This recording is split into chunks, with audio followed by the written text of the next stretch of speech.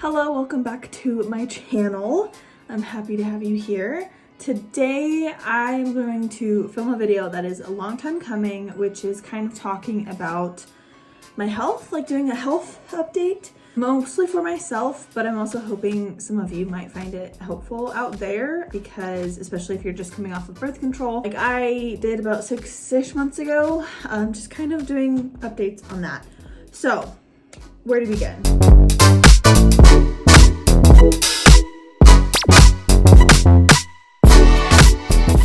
In June of 2022, so last year, I came off of hormonal birth control after being on it for almost 10 years. Me being like the naive, silly person that I was, kept hearing stories about like how hard it is to come off of hormonal birth control and post-birth control syndrome and things like that. And I was like, oh, that won't happen to me. Like I've never had issues with birth control in the past.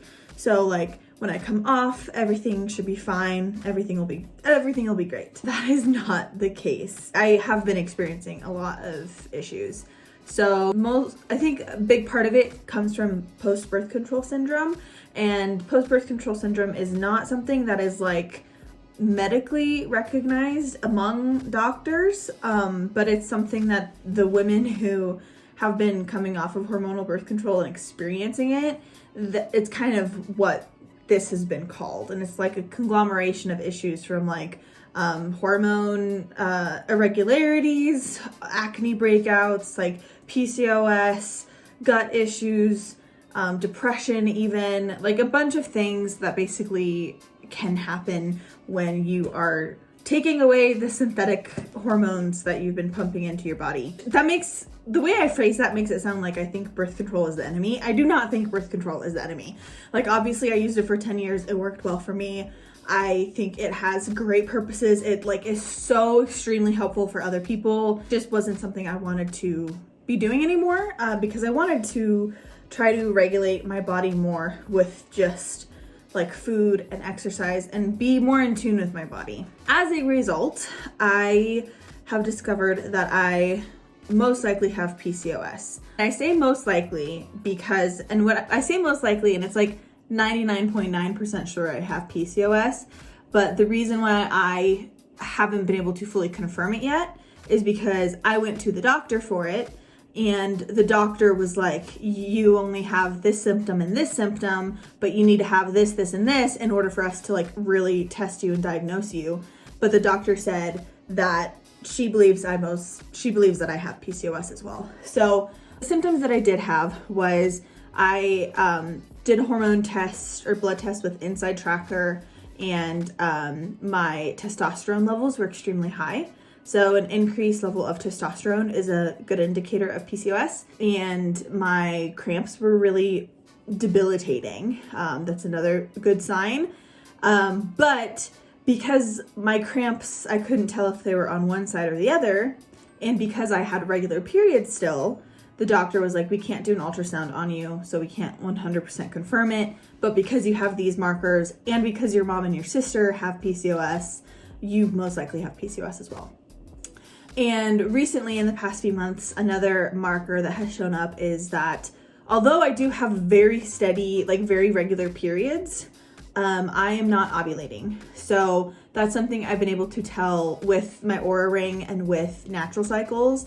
My ovulation the past few months hasn't been confirmed. And so I was like, okay, well, let me start taking LH tests to see if maybe I can confirm it that way. LH tests are the luteinizing hormone, I think, and that's the hormone that spikes when you're ovulating. And so I've been taking LH tests as well, and those haven't been positive. So in the past 6 months, I think I've only ovulated once or twice, and that's another good marker of PCOS too. And that's something I had never heard of before as being a marker. Like I'd heard of people who don't have regular periods and they're like, oh, you have PCOS, like that's a really good hallmark.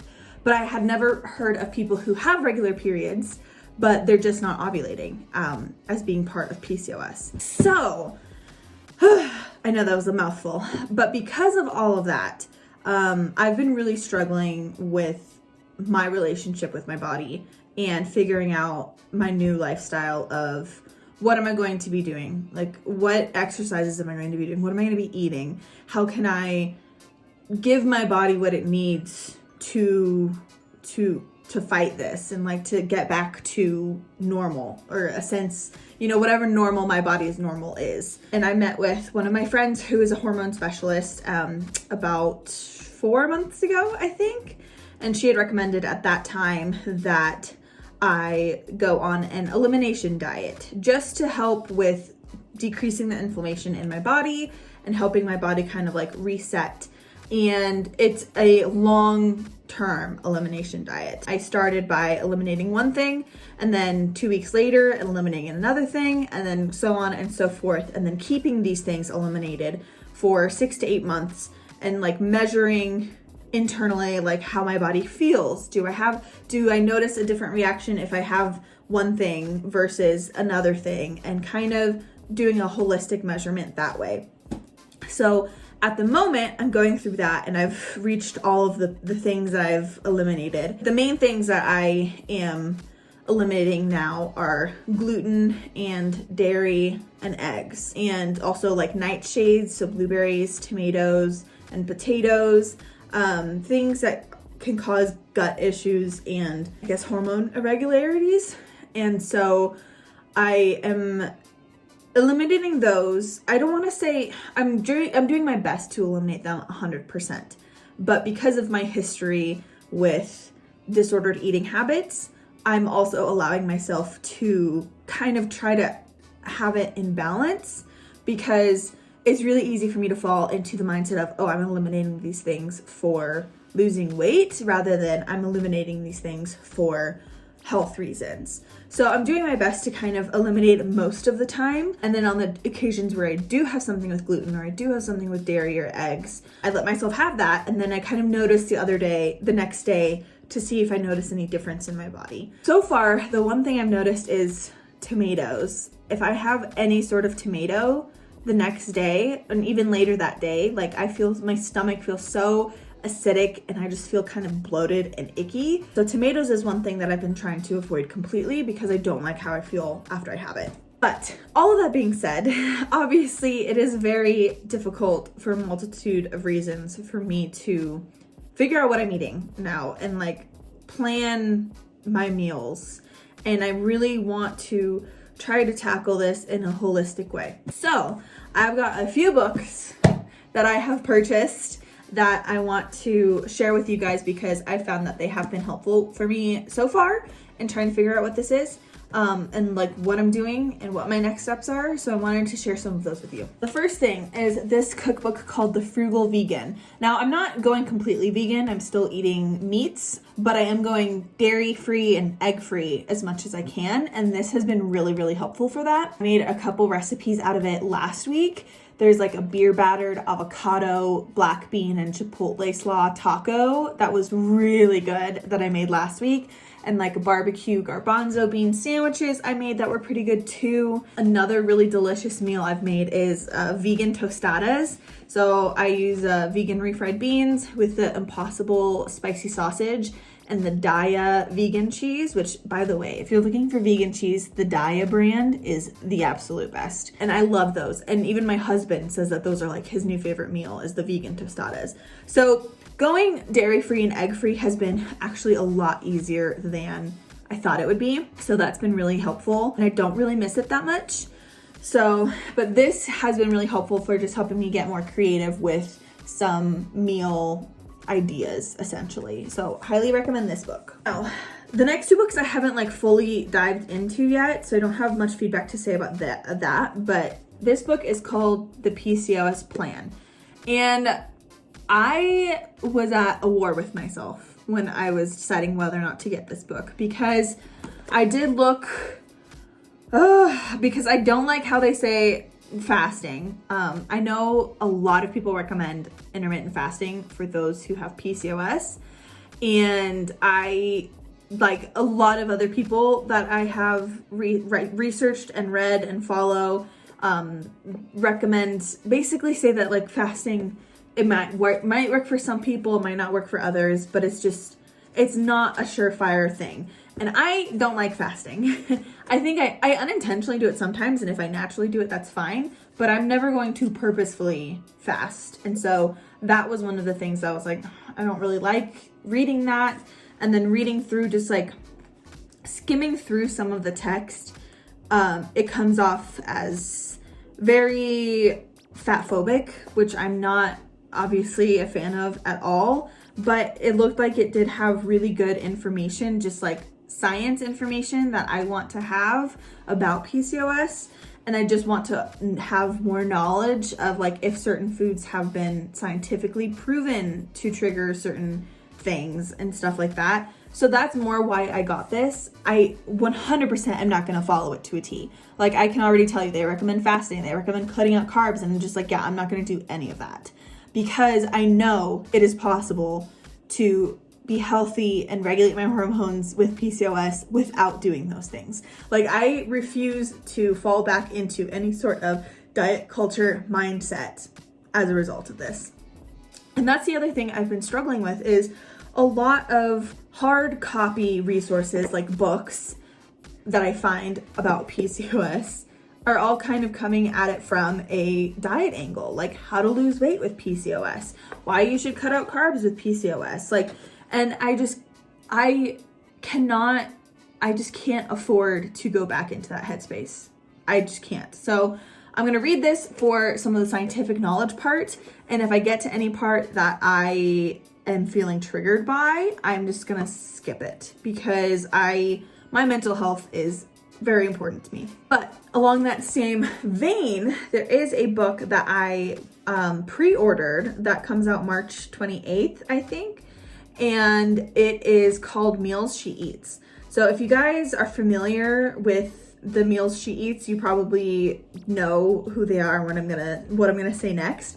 But it's basically a couple who were trying to get pregnant. She had PCOS, and the husband is a chef. He loves cooking, and so he started a secret Instagram page about all of the meals that he cooked for his wife to help control her PCOS and get her period back and regular, so that they could have a baby. And he ended up like blowing up and getting famous for it, and they ended up writing this book, Meals She Eats. It comes out in March. It looks really, really helpful because it's very like practical, and it combines the scientific aspect of PCOS with like her lived experience of it and the meals that they've made together for it, as well as like suggested meals and things to eat during certain parts of each phase. And I just really love all of that. I'm super excited to get that next month and read through that. I feel like that will be the most helpful thing, because it'll have recipes, but also it'll have education. So very excited for that.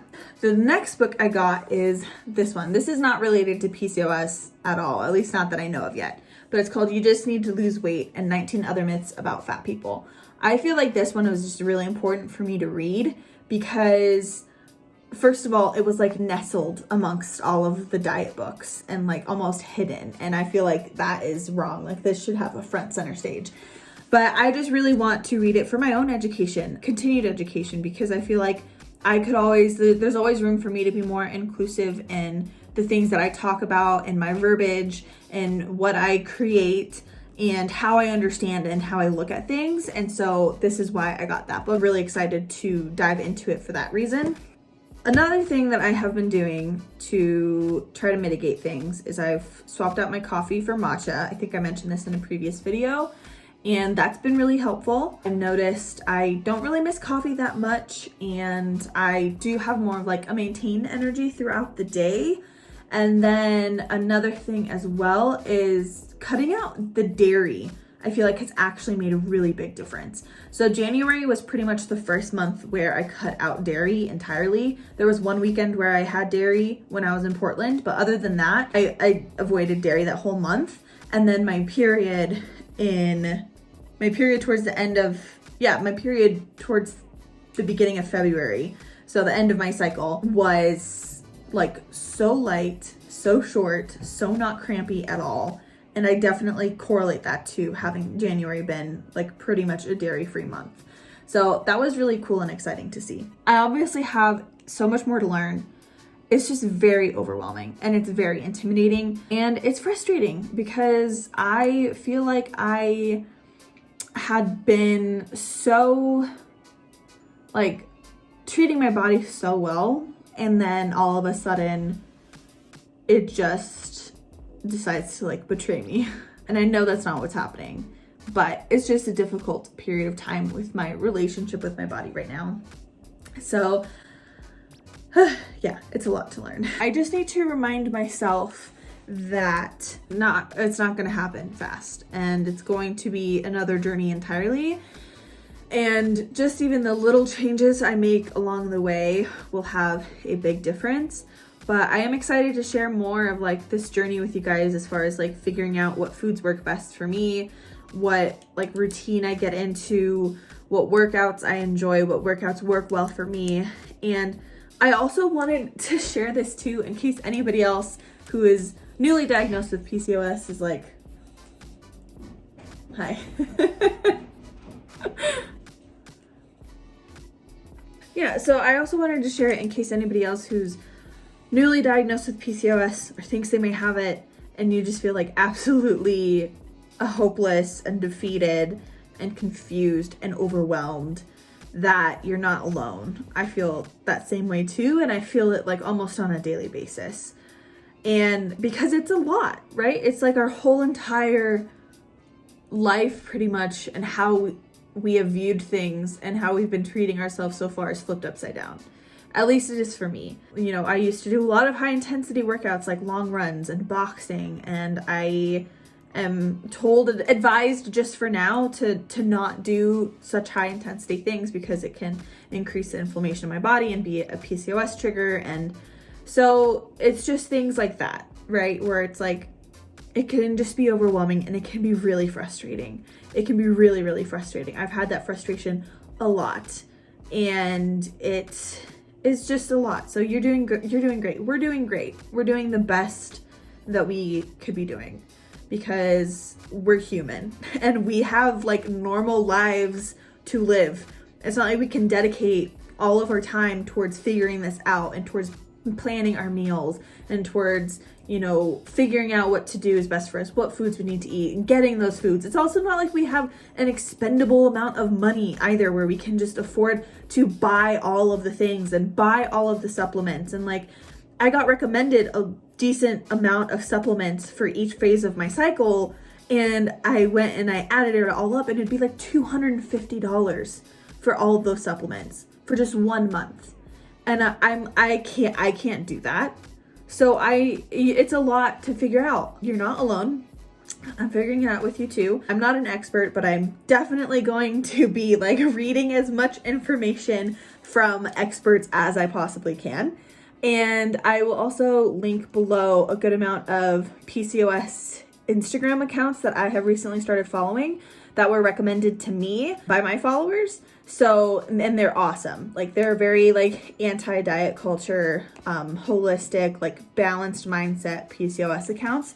So very excited to read more information from them. And just, yeah, it's a lot, but we're gonna work through it. We're gonna get it. We're just living our lives. We're gonna be okay. So yeah, thanks so much for watching. I hope this was helpful. Please comment below if you have any tips or advice for me, or like from your experiences, or if for advice for anybody or anything like that. And please be kind. Any rude comments or mean comments will be deleted. So yes, but thank you guys for being here. I hope you enjoyed this video. I'll be posting more about this kind of journey here and there. It's not going to be a main focal point of my channel, but it is right now a focal point of kind of like who I am and what I'm doing. So we'll see how things go. But thanks for being here, and I will see you guys next week. Have a great weekend. Bye!